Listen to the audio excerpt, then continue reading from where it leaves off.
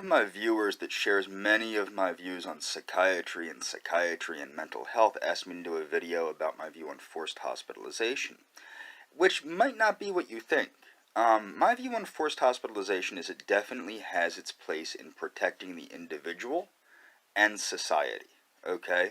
However, I think there's a slippery slope in the sense that what happens is when politics get involved, or if the hospital or doctor is utilizing forced hospitalization as a means to make money.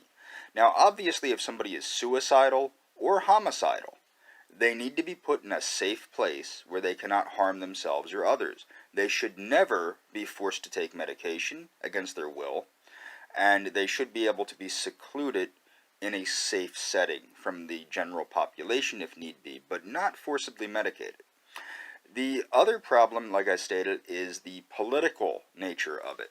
Well, what happens sometimes is people view people having differing views. For example, my views, which are extremely far right, are seen as crazy because the psychiatric community and the mental health community are full of crazy liberals.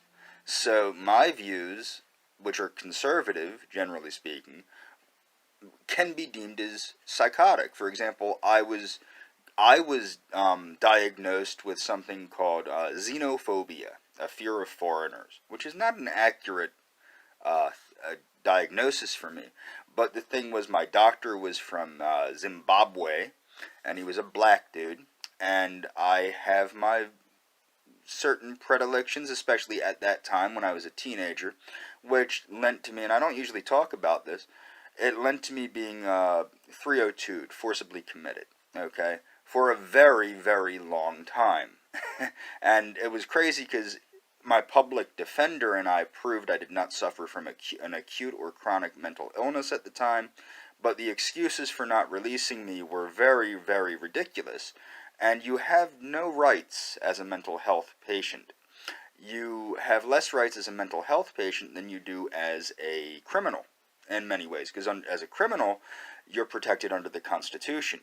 As a mental health recipient, you are not. Your rights are deemed by the doctor, ultimately, and if your doctor is corrupt, your rights are very curtailed. Now, why do I think that forcible commitment has its place in protecting the individual and society? Well, because, as stated, if somebody's going to harm themselves, they are not acting in their own best interest. They are acting in a delusional manner, most likely, because self-preservation is, of course, rule number one. And if they're going to harm other people, for the safety of society, they need to be put somewhere where they can't hurt others. And because they have not necessarily committed a crime yet, you cannot prosecute them under the law to keep them safe and to keep other people safe. So you need to use a different means of intervention. I also see a slippery slope and the United States becoming more like Nazi Germany or the Soviet Union, wherein politics basically is the guiding force behind psychiatry. I mean, it already is. For example, homosexuality was deemed not a mental illness for completely political reasons.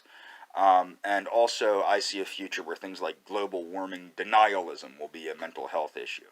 Like in Nazi Germany, somebody could be deemed incurably communist, or in the Soviet Union, you'd have antisocial this or fascist that or whatever. So that's a very dangerous pretense that we're wandering into. Joe Biden, Vice President Joe Biden, wanted everybody that had a mental health diagnosis to carry a little card so that the police would know they were mentally ill or not, which would allow the police to, quote, act in an appropriate manner, which would, of course, mean that they would probably become quite abusive because they would become frightened of the person with the, quote, mental illness. And that's all. I mean, like, that's my view on forced hospitalization.